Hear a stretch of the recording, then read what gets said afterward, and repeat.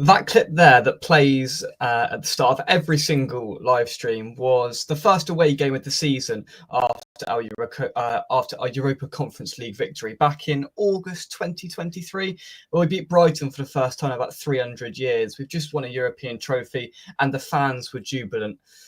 You turn that on 2 years into August 2025 and you have West Ham fans in disarray. Absolute disarray as West Ham concede 8 goals in our first 2 games with 1 scored and find ourselves at the foot of the Premier League table. But that doesn't even tell half the story, as relegation seems unfortunately and damningly well on the cards for West Ham this season. Last night was predictable, it was expected, and anyone who didn't expect it from a West Ham point of view it's quite naive, because it was coming, wasn't it? And we all unfortunately knew the reality of it, and we're here to discuss, maybe calmly, maybe angrily, about what we saw just over 24 hours ago. And to do that is somebody that was there last night, a brave soldier, one of the 60,000 that looked past what was going to happen and still went in hope. And to be fair, Sam, after 6 minutes, did you feel a sense of what is going on, or did you feel a sense of inevitability of what was to come?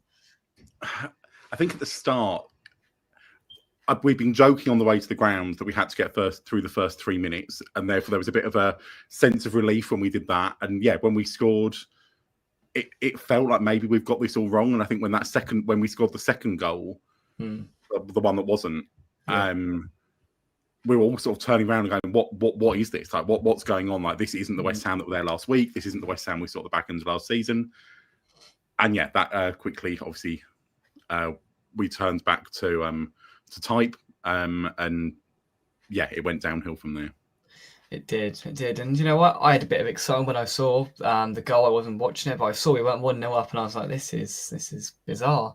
And I chuckled to myself and went, yeah, give it 5 minutes. And I don't think it was too much longer after 5 minutes, and Chelsea were level. And then, I mean, if that goal stands, then would it have gone a different way? Probably not, but it probably would have prolonged our good period for just that a little bit longer, and then Chelsea start their rampage, and the inevitability really sets in. But it's more than just this one game, though, isn't it? It's more than the 2 games, Sam. I mean, we sit here and we can discuss individual games all we like, but there's been a wider reflection across the fan base over the last week. Pretty much since 5 o'clock last Saturday, when we finished at the Stadium of Light, where everyone sort of acknowledged, this is the situation we're in. Yeah, this is how dire that the season's going to be, and this isn't just a 2-game period. This isn't even 2 games and 10 games from the back end of last season. This has been coming for a long time, and I've watched a few videos today from different people just to gauge a sense of how people are feeling. But this is a symptom, and this is a product of what has happened over a number of years. Yeah, absolutely. And I think we had this sort of positive pre-season, didn't we? And we weren't sort of losing games. We obviously picked up the silverware at the start of the season. And I think there are a lot of fans sort of going into the season with, yeah, you know what, it might just be a bit better. But they were talking was it on TNT or Sky last night? I don't know. It was, I obviously only saw the bit in the pub afterwards, but they were sort of talking about the fact that ultimately this is the same team that couldn't do it last season. And actually, when you look at it, yeah, you know what it is, and you look at the players that we've brought in, and I struggle to see where they're better than what we had last season. Sort of, I think our squad's got worse. I think our squad got worse. Like, I look at, you would not have known that Jif was playing last night. I know he did all right in the pre-season. Like, there's been some stuff that I've seen of him where he looks exciting, but he looked lost last night. Wan-Bissaka looked lost throughout. Like, I think you're right. This is going right back, and I think really we can go back even to that sort of last season with Nobes at the club, and I think everyone was playing for him. Yeah. Then we had the season where I think everyone at the club probably knew that it was the last season with Rice. It was the last chance to probably win something, and we were sort of riding that wave. But really, we can go back to even over those periods, and we were sort of papering over the cracks of what there is. And Ferguson always said that you sort of build and you improve your squad when you're at your best. Well, that is probably when we were at our best, and we just sat on it and sat on it and sat on it and sat on it, and then where that Rice money went, like, well, we all know where it went, but what a waste of money we've had there. And I think we're seeing that more and more this week. But it really did scream last night of a team that's been put together by, well, 3 managers plus a chairman, director of football, plus a new head of recruitment. There's just no cohesion. There's loads of different little teams playing for West Ham at the moment, and it's going to be a really, really tough season. It's a mismatch of chaos, and you're absolutely right in the sense of we've got Moyes, we've got Lopetegui, we've got Steiden, we've got Sullivan, we've got Potter, we've got whatever his name is, Potter's Macaulay, is it? Macaulay. And you look around and you think there's 5 or 6 people that have had their say on this squad. No wonder it's mismatched. No wonder we've got people coming and go. I mean, for the squad to, I mean, it's barely a squad. I mean, we say a squad, it is barely a squad at this point. When you've got, I mean, to be fair, we've got 2 players that are injured, Somerville and Gillerherme. Is there anyone else that injured currently? I don't think so. I don't think so. Maybe Fulkrug after last night, but obviously he was there at the start of the game. But we've not got injuries, and it's twice in a year, 2 years in a row where we've cut the size of our squad. And I know that Potter said he wanted to work with a small squad and we didn't need a big squad if we're not in Europe. I kind of agree with that to a certain extent. Hopefully it means he'll bring the kids in, and obviously gave Potter a run out. He gave Potts a run out last night. But at the same point, that our problem with Moyes was that we had such a small squad, and then we've trimmed it twice. Exactly. There's just no depth. And you looked at the bench last night, like who can come on and change that game? And like Wilson did all right. I was actually the one player that I was impressed with last night was Carl Walker-Peters when he came on. But I thought he added something for us. He wanted to go forward. He was focusing in the right direction. But there's nothing on that bench to sort of change the game. There's just nothing there. And we went into that game being told there were going to be 2 midfield signings this week. That seemed to be what Potter was sort of saying. And I was saying to your dad earlier, I think it needs to be at least 4. Like, 2 for the midfield, but what are we going to do with this back 3, 5, whatever we want to call it? We need defenders. And what we're going to do to score a goal was, I like Fulkrug. I think he's probably a positive thing in the dressing room. Like I like that he wears his heart on the sleeve. Callum Wilson's Callum Wilson, but like it just looks like we need a bit more. And even with the fact that Fulkrug sort of pulled up, must have only been after about 20 minutes last night. And we should probably have subbed him at that point. He went off at half time. It wasn't because he wasn't trying. It was because he was injured. And I can only imagine the reason we didn't sub him after 20 minutes is because he doesn't trust Marshall to be a goal scorer. And he doesn't think that Wilson's got more than 45 minutes in him.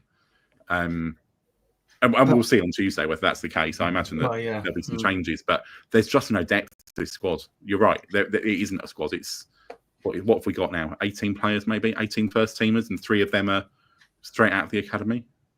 And you look at the bench, and I mean, with all due respect, the bench is probably worth more than what's sat on it. I mean, I look at that bench, and I think that is an absolute disgrace when you look there. Potter turns to his, or if he stood on the touchline and he runs the 80 metres back to the dugout, and he looks behind him and he goes, Irving, whatever it is, Irving, Potter. I mean, apart from the youngsters, Irving, Wilson, and that's about it. Call it a day. Walker-Peters, but none of them are hugely attacking players. Wilson is Wilson. Let's just put that to the side because that's just a whole nother story. But how have we ended up in this? It's with the amount of money we have spent, and it just shows when you spend money wrong, this is the consequence that you find yourselves in. And when you switch managers and when you switch ideas and you switch identities, like there's no tomorrow, then you find yourself with a complete mess. And that's what it is. The whole football club is a mess at the moment. But if you just look at that squad, it epitomizes everything that's going on at that football club at the moment. And they don't know what they're doing. You know, last week at Sunderland, we didn't know who was taking corners. Defensively, we are an absolute shambles. I mean, I've never seen such a tragic back line before. He's going to stick with this back 3, and we cannot do it. And that back 3 then limits our best player, Jared Bowen, because he's shunted up front where he's, where it's not his favoured position. He's better out wide, so we're sacrificing our best player to play a position that basically doesn't suit anybody in the team. it just despairs me, Sam. It really does. Yeah, I totally agree. And I'm not necessarily against the three centre-backs, because I look at our three centre-backs and I go, if I take one of them out, what two do I want to leave there? And I certainly don't want to be falling on the Greek bloke, because no, that was the one positive last night, was that he didn't come on, because I guess we brought on Walker Peters instead. But you sort of look at what we've got, and it almost feels like we're missing a Cresswell type character that can play in multiple positions. And you look around the squad, and has anyone got two positions they can play? Like, and I mean, like, competent. Maybe Bowen, but we know we lose something when we put him up top. Oh yeah.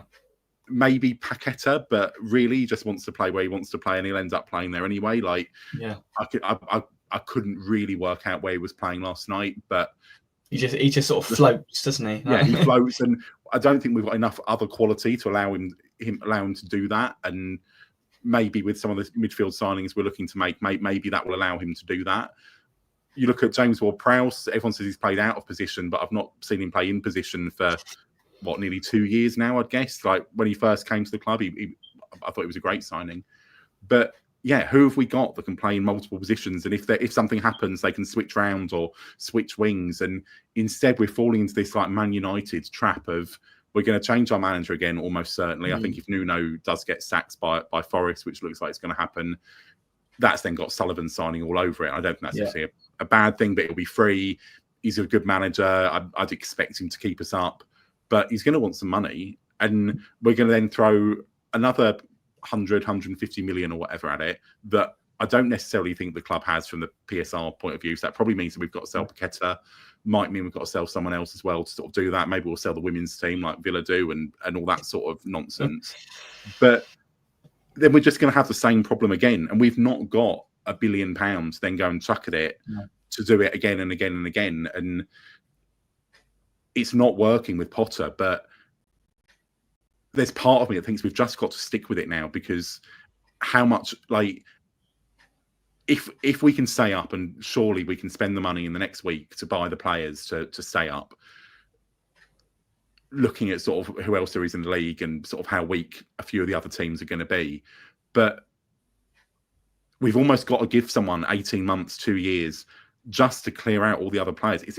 Look at the mess with Alvarez. How have we got a 20 million, 30 million pound player we've brought in as the new Rice, and we've loaned him out to a team from Turkey because no one wants to buy him? Apparently the best player in the Gold Cup, and we can't find anyone that wants to buy him. It just screams of a massive mess. And actually last night was calling out for him. We really needed that sort of defensive minded, would sit in front of the back three type player, who their goals from corners he might not have stopped, but the ones from open play he might have done. And then had the offside goal been onside, had we maybe put away one of our chances in the second half, and we had chances in the second half, we could have pulled one back.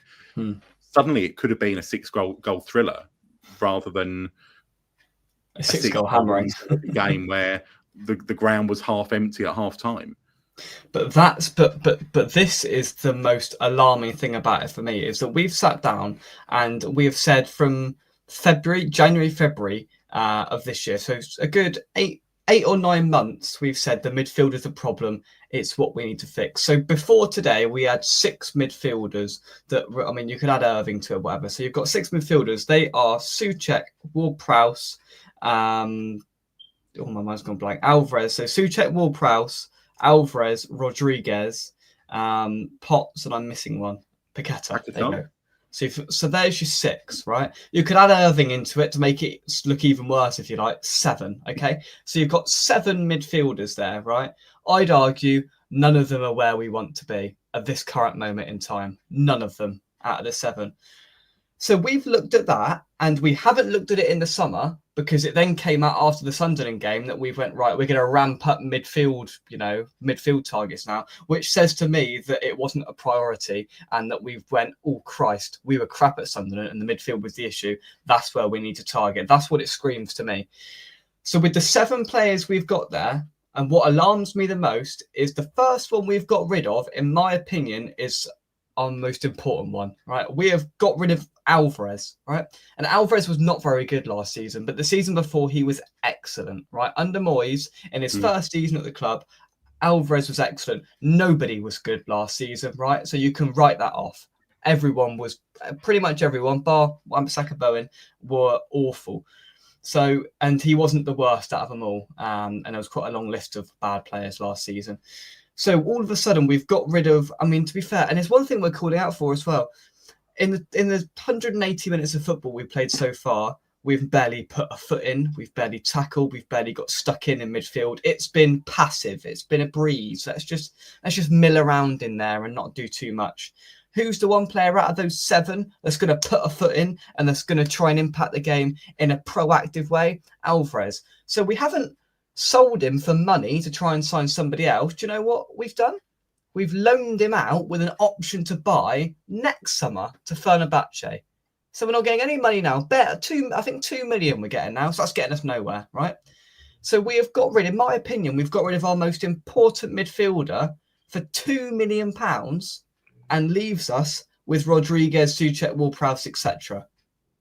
I'm gobsmacked, Sam. Yeah, it's clear something's gone on behind the scenes. I'd love to know what has gone on behind the scenes, and either him and Potter have had some sort of clash, or there's something else. Maybe I think there's a lot of talk, a bit like there was with Kudus, about him sort of being quite negative in the dressing room. But I think sometimes there's a time and place for that, and sometimes we need a bit of that. But I think you look at what we've got. I agree. Like, clearly the most talented player that we've got in that space, and I'd really like to see if we're going to stick with this back 5 thing, which I think we are. It's what Potter does. He did it at Brighton. He did it at Chelsea. He's been successful with it. So I think it's what he'll stick with. But I'd love to have seen Alvarez tried as one of those 5, so one of the 3 at the back, because he will put a foot in. He will track forwards a little bit. He'll sort of be a bit of that link-up play. It almost would have bought us another player at times, like on the pitch. And we just spoke about the lack of versatility in the squad, and there's your versatility. Yeah. And I've seen just YouTube videos because I don't watch the French league. But this guy apparently we've signed from Monaco this evening. He looks decent. He looks like he'll sort of fill that gap, and he's sort of going to be that sort of a player. He looks like he's got a bit more pace than Alvarez does, which is always the problem with him. He hasn't got any pace, and I guess if we're looking at bringing in a player in that position, do we want 110k a week wages sat on the bench? I'm guessing the decision has been made no, but yeah, he would have added that versatility. He added that bit of experience. He's come from places where we've won stuff, and he's won stuff. He should have been the one player coming into this season with so much confidence, like in a squad where everyone's probably feeling still a bit down after last season. Okay, we ended up in 14th, and yeah, we had a little bit of a moment at the end of the season where we looked a little bit decent. But most of those players are going to be feeling quite bad.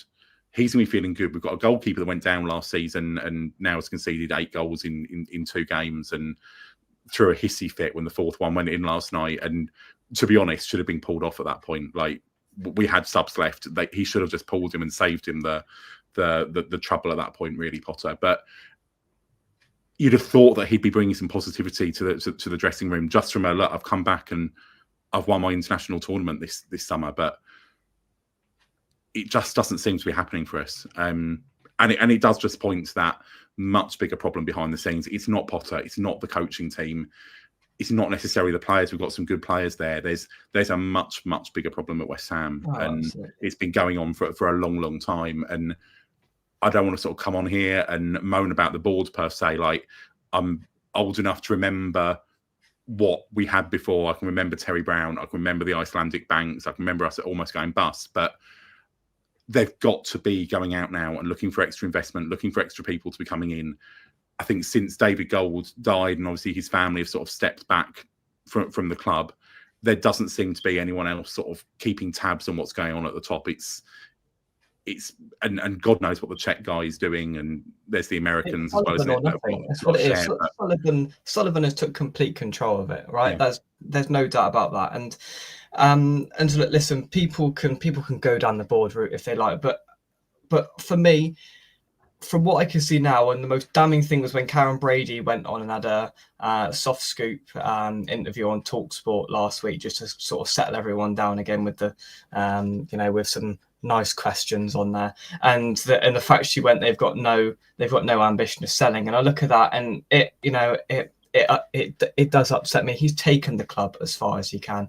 He's just telling people what to do. He's sat there. You can see him just sat there, can't you?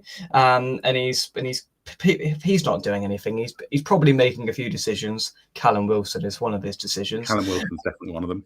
Yeah. But I mean, you can see him. He's sat at the top.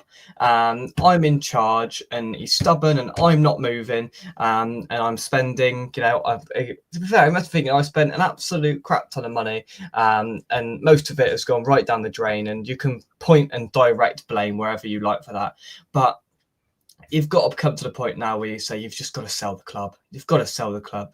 Sell the club to somebody who's going to come in with some fresh ideas, with some ambition to take the club forward, to inject some money in. But it's not just about money, because we've spent a lot of money, and I understand that, and I accept that. But it's about a vision. It's about a plan, because we're a mess at the moment. And all the managers and all the directors and all the people that we've basically had in charge, it's just been a mess for years, for half a decade. The list is that long for the amount of people that have been in charge of transfers, and that's why we're in the situation we are now. It's time to walk away. It is, and it's time for a new era, and it's time for us to try and fix this mess, and surgically try and fix this mess, because everywhere you look in the team, it's a nightmare. Defensively, we are weak. In the midfield, we are dysfunctional, and then that makes the attack inept, right? So all three areas of us on the pitch isn't working, and you've got fans leaving in their droves, and the obvious thing for people to do when things get bad on the pitch, they blame the stadium, which is fair enough. Blame the stadium.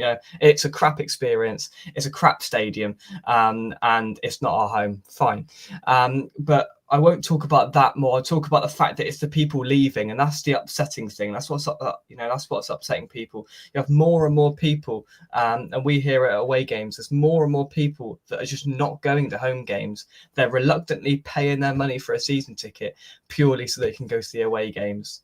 That's not healthy. You've got people giving up their season tickets in their thousands last season. How many tweets have you seen and social media posts giving up their season ticket last season? Can't do it anymore. No interest in it. And that comes from the stadium, but it comes from the pitch, and it's an amalgamation of all of it together. And I find it really hard that we've got so many people leaving, so many of the proper fans leaving. And really, it doesn't bother Sullivan, because the more proper fans that leave, the more seats that he can sell for £100 a pop every single time and make more money out of it. Then, because then they're going to get the tourists, go in the shop, buy a shirt, buy a scarf, buy a £15 burger, and they're going to make more money from it. And that's the only thing that they're after now. And it's just sad to see the gradual, and it's speeded up, it's quickened, accelerated over the last year, the sort of exodus of West Ham fans. And it's sad, Sam, isn't it, really? It is, and I agree with you that he needs to. His time is done, and it feels a bit like with Moyes, and it's going to be like a long goodbye kind of thing. And I hope that he doesn't take so long with it that we don't remember like what has come from to the club in this time. And let's not get into the stadium debate. I'm a fan of it because we get so many more fans in, but only when we've got more fans in. But I think that's a much wider debate. What can be done with that? But look, we've had our European night. We have been a solid Premier League side. Who knows what's going to happen this season? We've had some really exciting players, exciting managers, and stuff over that period. But I think if he doesn't want to sell, and I guess the only reason he might not want to sell is that he wants to be sort of handing this down to his kids and whatever. Like he's an old man. Yeah, give him a go. Let them take on that role of being the people that are sort of in charge. You step back and give them a go, because they do seem to be passionate. They do seem to know their football, and I think they'd let the manager and the recruitment team, whatever, get on with it a bit more. And it's certainly worth a shot. Like at the moment, everyone's so anti him that just seems like a starter anyway. And if they don't then fancy running a football club, you know what? then you've got your permission to sell it, and I'm sure they'd rather have the money in the bank and some Ferraris and whatever. Like, they've probably got those already, but you know what I mean. Like, I'm sure they'd rather have that and not have the problems of going to West Ham every week. But like last night, the atmosphere was good at the start, and obviously we scored the first goal, and the atmosphere was good. They equalised, and there's always that moment, and you'll have experienced it at the London Stadium when someone scores a goal against us. It goes silent. And sometimes it's only for about 5-10 seconds, but you hear it. You hear that silence.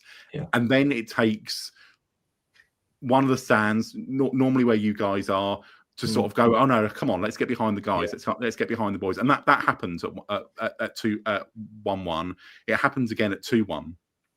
And up until 2-1, the crowd was pretty much behind the team for all bar 15 seconds after that first goal. But then after that, it just dropped and it dropped and it dropped. And there were times in the second half where it was absolutely silent. Chelsea are the worst away fans. We know they've got no chance. We know they've got no songs. They just stand there just sort of watching it. And I don't know why you go to one of their games as an away fan. But like, if I was a Chelsea fan, I wouldn't bother. Like, they don't seem to get anything out of it.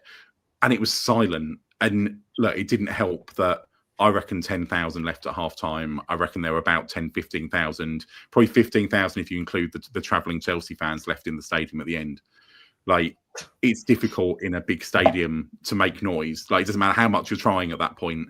And actually, you stop trying and whatever. There were some half-hearted chances of people trying to do chants of get out the board or get Potter out and all of that, but they weren't catching on either. Like, you couldn't even get the negative stuff to catch on. And they do need to try and do something to improve that atmosphere, because we do need the fans there. Because the tourists aren't going to chant, they aren't going to sing, they don't know the words. They might know Bubbles, but that's going to be about it. And even at the end last night, the 90th minute, the final whistle, and we know that normally some music comes on, but it was like the DJ had fallen asleep, because it must have taken 45 seconds for the music to come on. People were commenting, "Where's the music tonight?" Like, even that's how bad it was. And they've got to do something with all those things, that overall match day experience for fans in and around the ground. We're in the middle of this great big park. Surely there is something they can do to make that better, even if the football isn't as great. Because if the fans get behind the team responds. And when the team responds, we get behind the team more. Yeah. And then that's when we win. We sing when we're winning. And yeah, there was just nothing last night. And it just felt like, it felt so final. It didn't feel like, it's Tottenham, isn't it, the next home game? Yeah. And well, if fans can't get up for a Tottenham game, we can't get up for anything. No. But it felt more final than that it was finishing at the final whistle, if you know what I mean. I mean, it's such a stark difference. I mean, at Sunderland last week, the stadium was full with 15 to kick off. I mean, I know that was a big occasion for them, and I know that was, they were doing a big display thing, and obviously that's a far bigger occasion for Sunderland first game back. But the place was bouncing; they were getting behind them, and it's just a sense of apathy around the fan base. And I look around in there, if it's a Saturday 3 o'clock kickoff, and you look round and it's 0-0 after 25 minutes against, I don't know, Southampton last season. I mean, you look round and you just think, this is just soulless, isn't it? This is just soulless. And listen, don't get me wrong, I think us getting relegated would be disastrous, and it's going to open up a whole world of problems. And let's not even go into that. But the fact and reality of it is that then, yes, the capacity would reduce, but the real fans would come back, and the tourists would vacate. There wouldn't be, I guarantee you won't have so many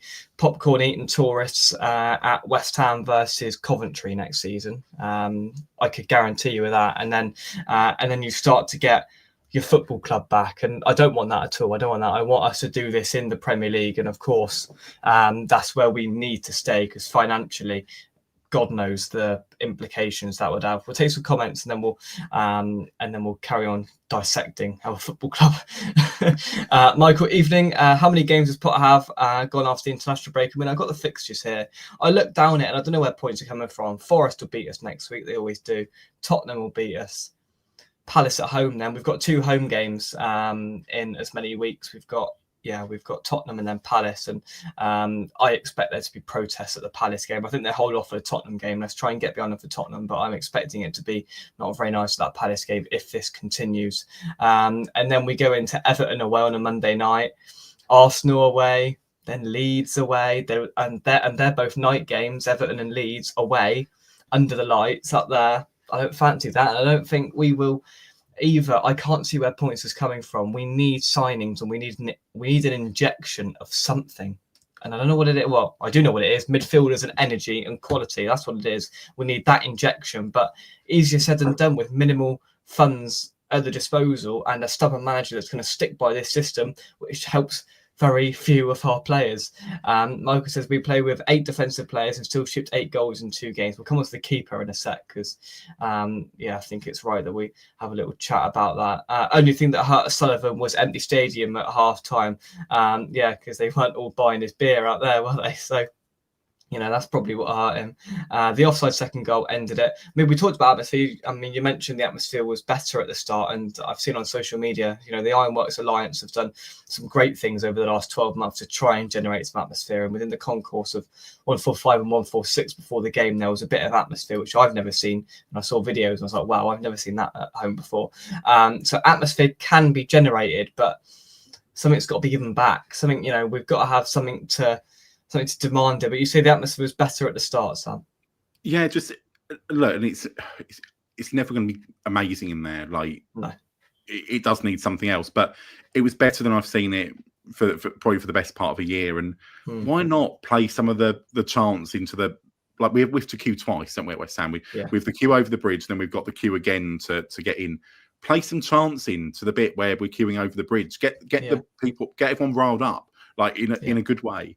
There was, because you're so bored by the time you get into the ground that you're sort of not necessarily in the right space. There's it feels like there's more they can do for that pre-match atmosphere. But get the fan clubs doing it. Chuck them a little bit of money. It doesn't need to be very much to put some bits and pieces on. And they don't need millions, but it will make a massive difference. And I go to the away games, and one thing that fascinates me is you go to the away games, and before the game and when the opposition scores, which is quite often, you have the stadium announcer and they start chants off. Man City are the best of it. Get a Man City, and I mean, last time we were there, they scored a lot of goals. They had a lot of opportunities for this, but you've got the announcer before the game and during the game for goals and stoppages. They're getting the crowd going. They're starting off chants. They're bringing a bit of energy to it. We just go, "Come on, you Lions," and then into another soulless rendition of Bubbles, which sums up all of it. Like, there's nothing there.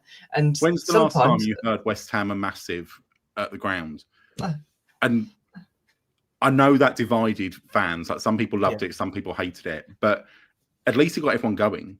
Exactly. Yeah. And it got round the whole ground. We don't ever sing anything like that anymore. Maybe it's because we're not particularly massive, but we need those sorts of things to be happening. That's what needs to be brought out. At the beginning of the second half, there was nothing. Okay, we were 3-1 down. We made 2 substitutions. Was it 2 or 3 substitutions? 2 substitutions at half time. But blare something like that out. Like, at least try. Exactly. If the fans don't get behind it, they don't get behind it. But I think they would. Yeah, but then you get Bubbles, and then you get "Come on, you," and it takes about 15 seconds to get through. You go away, we go "Come on, you Lions," and move on. Like, and it takes. It's like it's traveling around the ground as it happens, isn't it? It's like "Come on," and it's like, this is painful. Just not bother. Just as well not bother with it. But look, the atmosphere is another debate, and it's something that would help, but can only be helped if on the pitch we can improve as well. Michael, he says, no, having 3 centre backs that can't head a ball and a keeper that can't punch/catch a ball ended it. Well, that's very true. Wan-Bissaka not good as well. Yeah.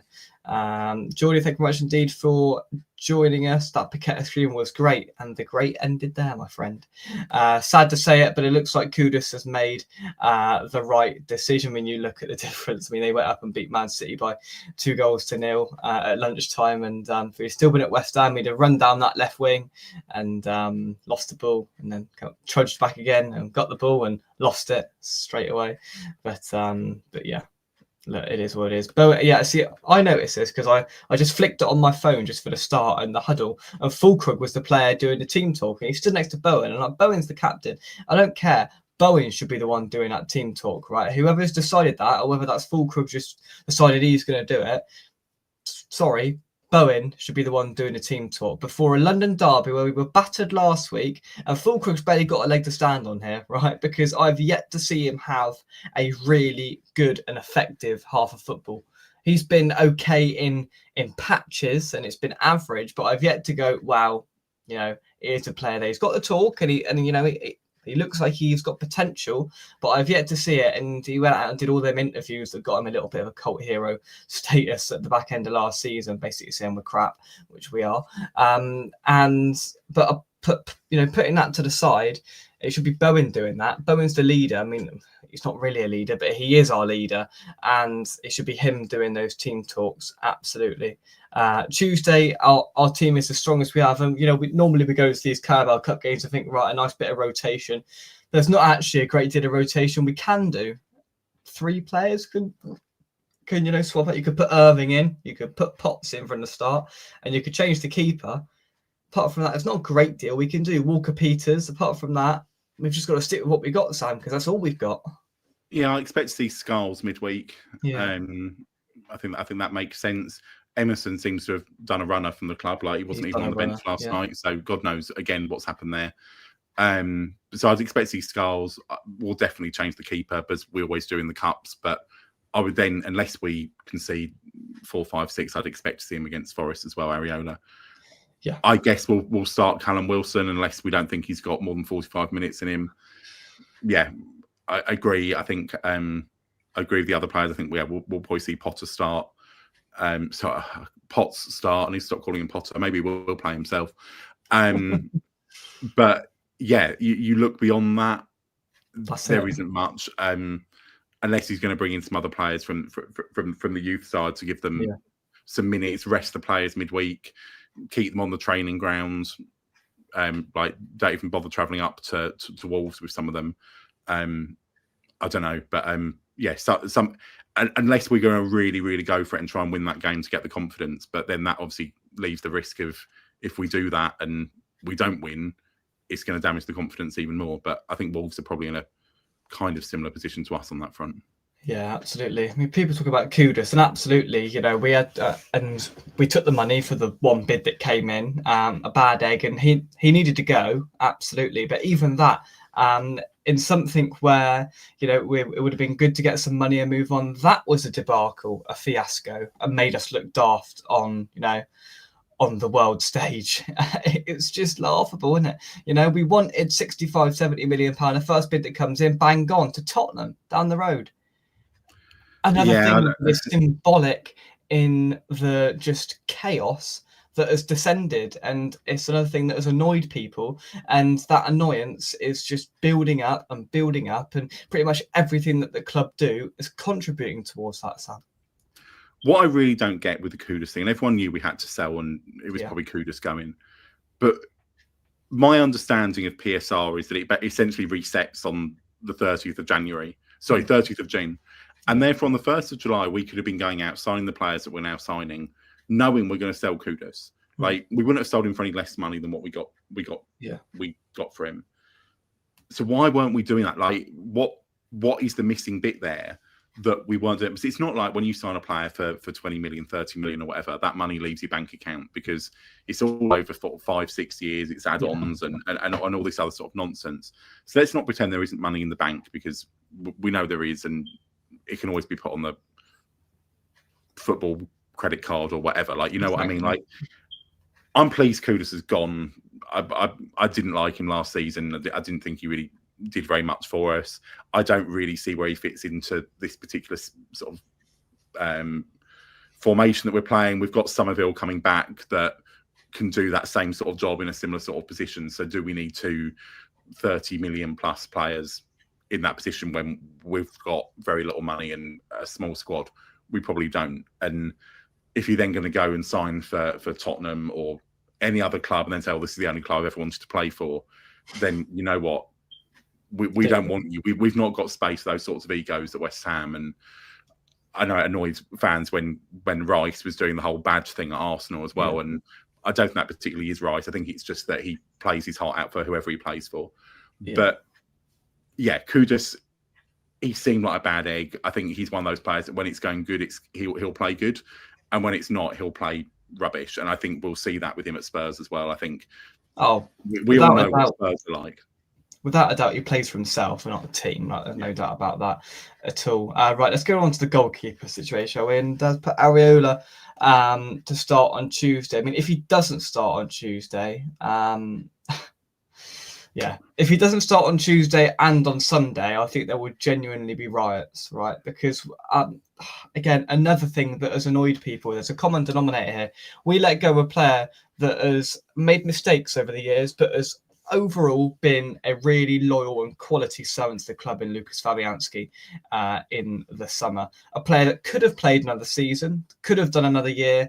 And to be fair, we probably could get in over Areola, and he did do at times last season. So what we've done is we've let Fabianski go, brilliant player, okay, fair enough. We've replaced him with an £18 million replacement who is worse than him and worse than Areola, who we already had there. He was at fault for 2 of the goals at Sunderland. He was at fault again repeatedly last night. That corner goal, that is Roberto-style stuff. This fella is useless. Yeah, and he was getting ironic cheers when he was making routine saves at the end, and I don't particularly agree with that. We need to get behind. We know that goalkeepers are confidence players, and we need to get behind them positively, not ironically. But like, I didn't see why we got rid of Fabianski. He's still available. We could bring him back, but he isn't signed for anyone else, as far as I can see. So, cut your losses. Yeah, and just bring in some experience. Let him mentor this kid that we've brought in, because realistically, Areola will play midweek. I can't see any reason why he won't. If we don't get thrashed, he'll play again against Forest. He'll probably be the de facto number one until he isn't. And we need to get this kid playing, because I think he's only about 24, so he's young for a goalkeeper. And everyone says about how good he is and how much potential he's got. So let's presume that's true. But let's bring in someone like Fab that could be mentoring this kid, could be building him up, could be teaching him more about the Premier League and the resilience that he's going to need and all that sort of stuff. And then when he does come back in, he's got that backing behind him. And I know we've got a goalkeeping coach anyway, but Fabianski would then also be another player. He could come in. He could then play some of those cup games while we get this lad really focusing on him being our number one next season, rather than worrying about it for this year, because we've brought that resilience. And let's knock the other guy out. Is it? I can't remember who our third keeper is. Oh, good old Wes Fotheringham. That's it. Let's knock him. Why didn't we get rid of him instead of Fabianski? Exactly. It's ridiculous. Why didn't we get rid of Fotheringham and keep Fabianski on? It's just. Of all the players that went, and I liked Cress a lot, and I'd have kept him as well probably. But of all the players that went, Fabianski was the one that I think we all looked at and went, "What? Really, Fabianski? Like, he's played half the games this season." It didn't make any sense to let him go for free, go ta-da, when there was question marks over Areola, then had to go out and get another keeper. We knew what Fabianski was going to provide. I just couldn't get my head around it. And unfortunately, that is ringing true as we're 2 games into this season and we're sat here going back and wondering why on earth we did that. And a madness. He'd had 2 training sessions before the Sunderland game. Chucked right into the deep end. Absolute madness to throw him in. Areola should have got these 2 games, probably the League Cup game as well, and then we'd have introduced him against Forest as the new signing in that game. And we'd have had some people moaning behind this in the forums and stuff, not so much on here, but like on Twitter and the more sort of cesspity places. So they all, as ever with West Ham, sign players not to play them, blah blah blah. But that would have been the right thing to do with the goalkeeper. Get him building up some confidence behind these players. There's no communication between them. No, absolutely none. And I mean, to be fair, it doesn't help. It doesn't help with the tragic defense he's got in front of him. I mean, you've got to give him a little bit of slack there, because he has got some dire players in front of him. But if I'd have been in charge, which would be a lot rosier place if it was, no, it wouldn't. I would have, had Areola in for these first 2 games. I'd have been tempted to play Hermes on Tuesday night, see what it's like in the cup game, and then make a decision. and then make a decision going into the Forest game. But after 2 training sessions, to chuck a new player in over Areola, who, made mistakes last season, but there wasn't any howlers. You know, when a keeper has a howler and it sticks in your mind for a long time, Areola hasn't had one of them. In a West Ham shirt, and I don't think he's deserved the treatment that he's received over the last fortnight. Areola, some new fellas come in and just took his place and been woeful for 2 games, and you feel like Areola sat there just smiling, thinking, "Well, there we go. That serves you right, Potter." But hey ho, David, we need 1 defender, 2 midfielders, and 1 striker. If we have an injury, we're down to the bare bones. We are down to the bare bones. Everyone knows about midfield, and Fulkrug is injured now, so we're down to Wilson and Marshall. Yeah, and then if Wilson gets his inevitable injury, we ain't got any strikers. We've got Bowen and Marshall, who are both aren't strikers, or a youth player and a player that's not a striker. So we need players everywhere, really. Which, absolutely. And we'll end up playing Bowen up top again, which he'll do it, and he'll do it because he likes scoring goals, but it's not where he's best. And the parts of the game last night when he was cutting in from the right, there were glimmers of old Bowen playing, and it was good to see it, but it was glimmers, and it was short lived. Absolutely, and we've only got Mavropanos in defence as backup, so we are walking on a tightrope, and we're a couple of injuries and selected positions away from even more chaos than we currently have now, and that is a scary thing to say, a really scary thing to say. We'll take Josh Brown. I mean, it's going to get to the point with a week left of the transfer window where we're just going to have to take what we can get. To us. Bodies is what we need. And we need quality alongside that as well. But more than anything, we need players and we need depth. And quality has to come with that. But we're going to have to just take whoever we can get at this point. Browner probably is a championship player. But who else we get? We've left it too late. We've had since January. We've had since the January transfer window slam shut. We knew what we needed this summer, and we haven't done it. It's naive. It's naive on the purest level, and we are paying the utmost price for it now.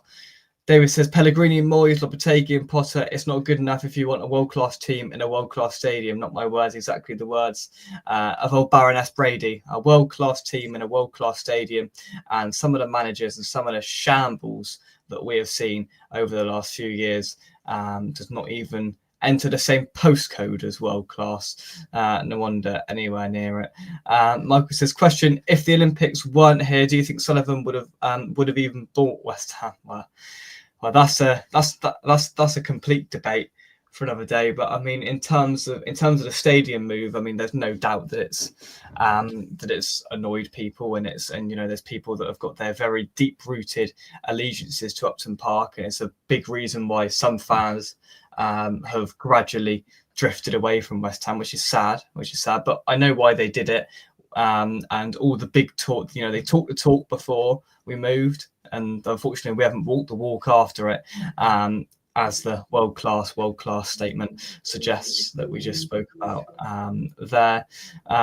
David says, can anyone explain the loans that Sullivan got? I mean, we had to pay off a Barclays loan last month as well, so we had to get the money in for Kudus to pay a Barclays loan off.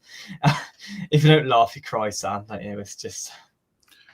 Yeah, I don't think anyone really knows what's going on with the finances, and I expect every football team has these sorts of short-term advances and whatever they can do on transfer fees. I don't know, but it does seem a bit messy. And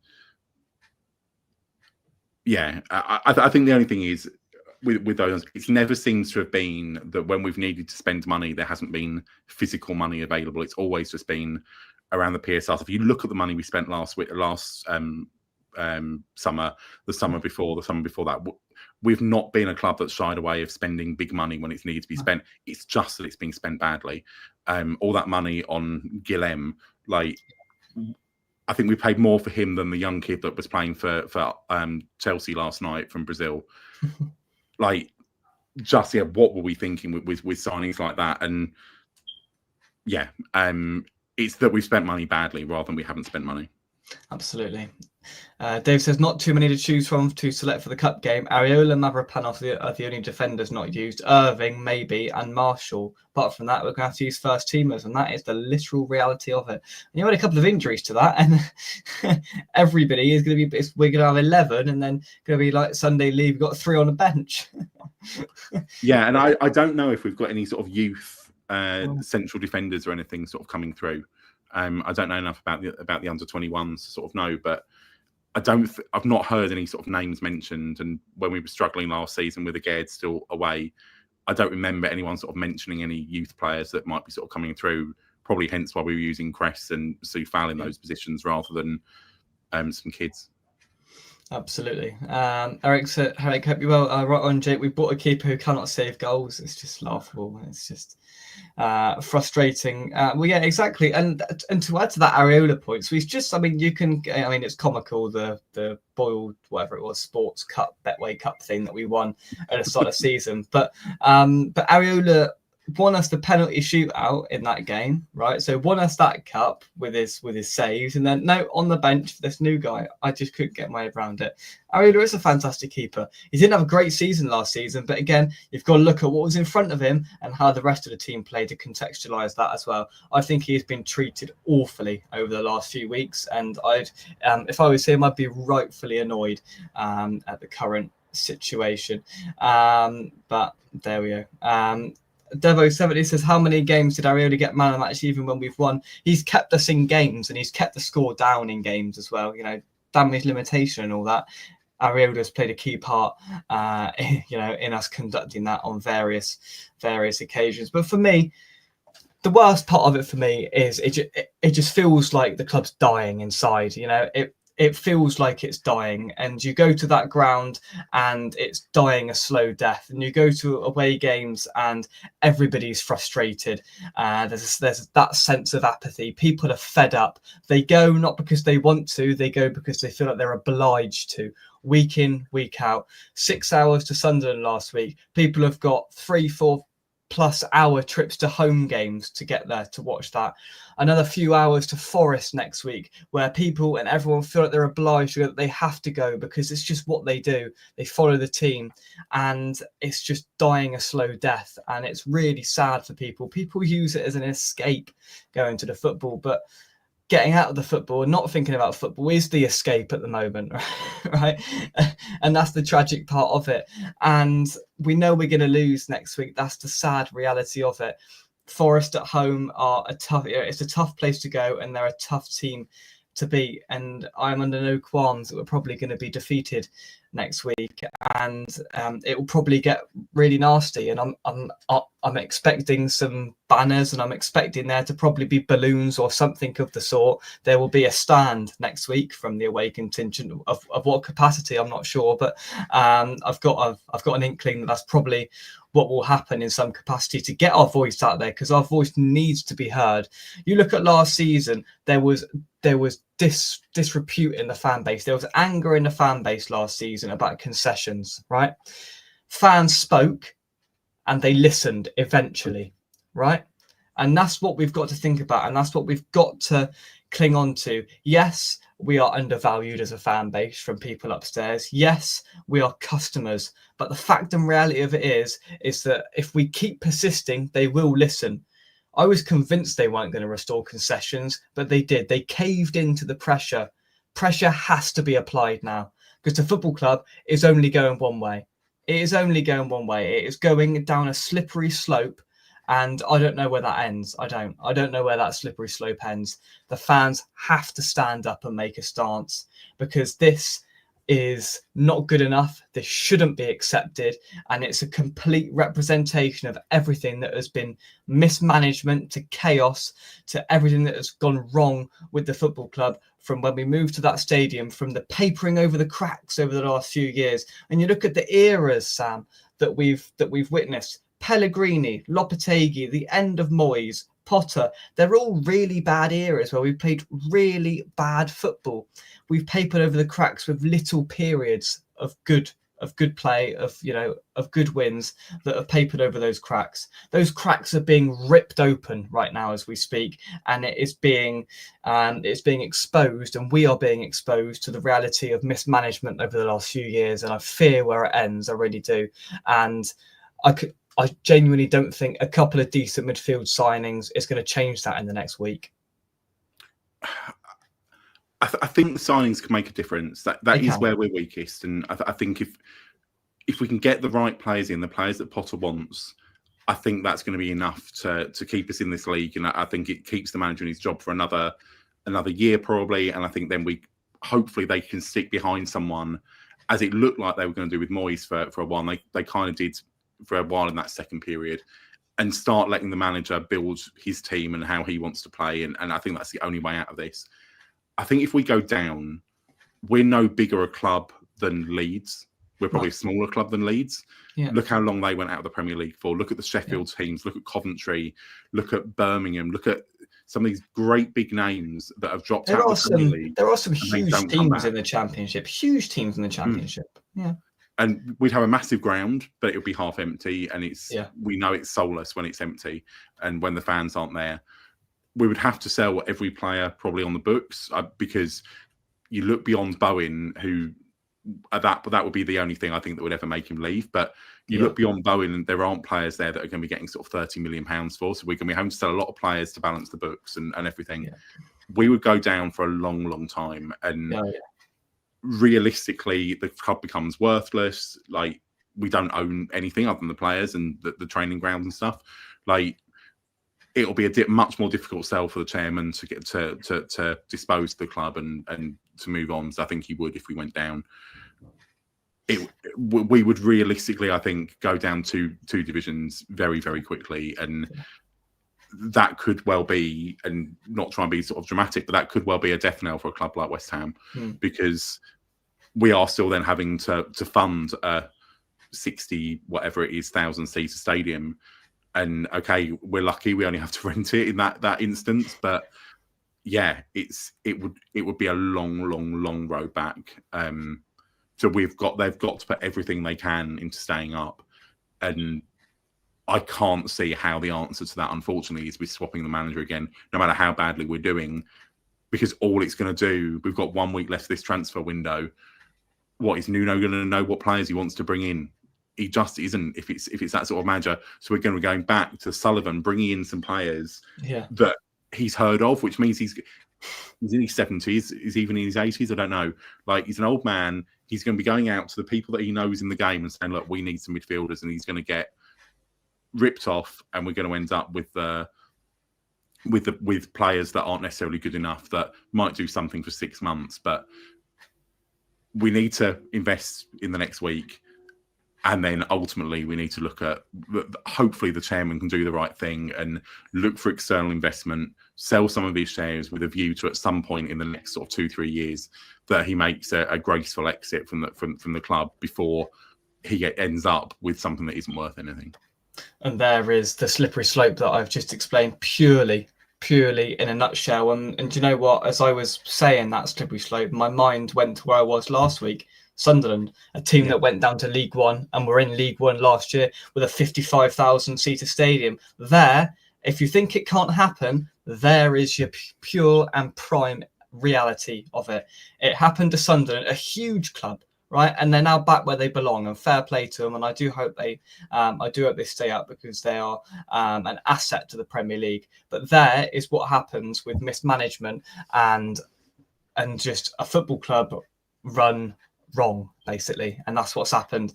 And absolutely, so it is within Sullivan's interests to sit down now and go, do you know what, if we go down, that's a slippery slope, and this football club will not be worth anywhere near what I want to get for it.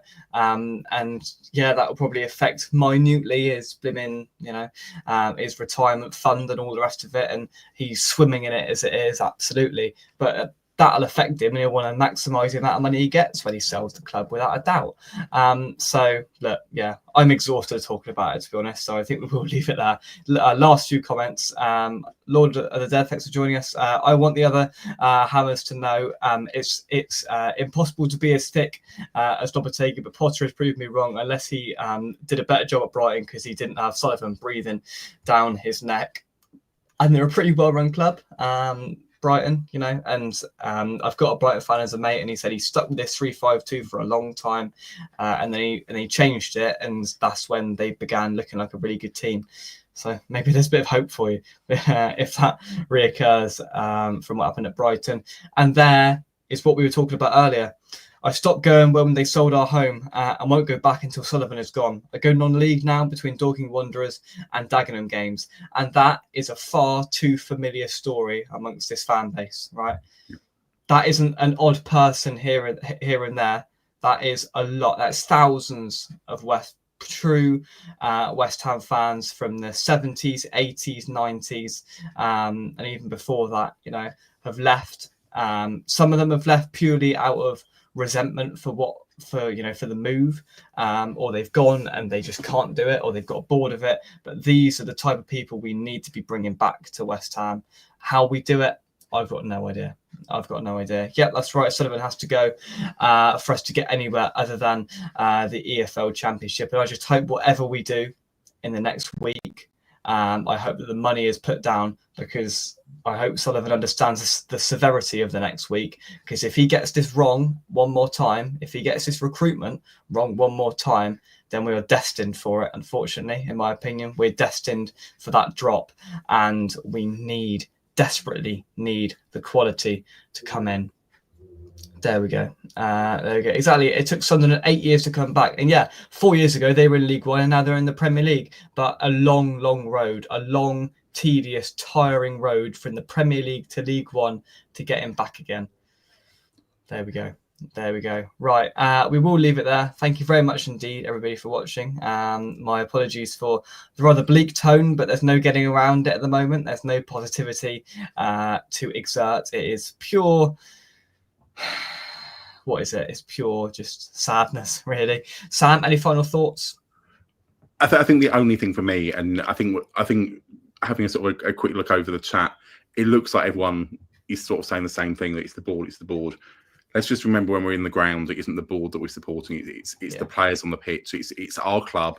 It's West Ham United. It's the people that we've supported for 10 years, 20 years, 30 years, 50 years, 70 years, however old we are, all our lives. It's in our blood. And let's make sure we're getting behind that team on the pitch. Let's do the protesting outside. Let's do all that sort of stuff. Absolutely.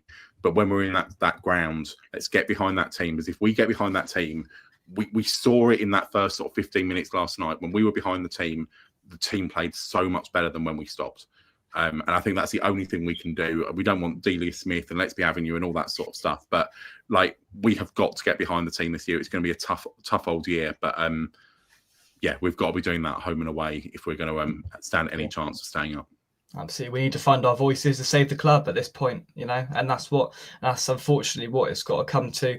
And listen, the fans will keep going home and away, because, as I said earlier, there's an obligation internally within us to keep going, because we feel like we have to, and of course we want to an extent, but we just hope that it can change, and I do, because otherwise it's going to be a long old 9 months and probably years to come. But yeah, we'll see what happens. This time just feels different. You know, we started seasons off badly, and there's been a bit of concern, but the tone of the fans and the way people are talking, I don't think I've ever seen this, you know, like this. And I know I'm young. I know I've not, you know, I can't actually remember us getting relegated under Avram Grant. So I've not experienced that, you know, myself in that sense. But, you know, in the years that I've been doing this, we've had pretty much every season we've started the season off badly, because that just tends to be what we do. But I've never seen a reaction, or it's the fear more than anything, Sam. Out of all the anger and out of all of the frustration that I'm seeing, deep down, what I'm uncovering is fear. There is fear in this fan base.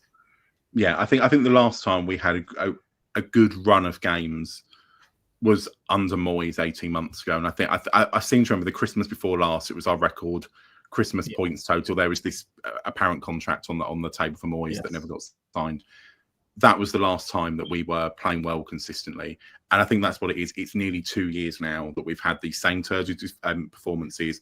We've been getting slower and slower and older on and off the pitch. And I think it's got to a point now where there's not one fan out there that can't see that there needs to be change. And I think the frustrating thing for most fans is they thought it was Moyes. It may well have been Moyes. It may well not have been. That's a much bigger debate. Lopetegui certainly wasn't the answer.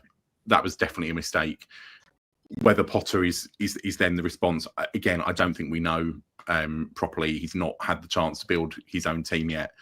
But I think what we do now know is it is much, much bigger than just changing the manager. Absolutely. Absolutely.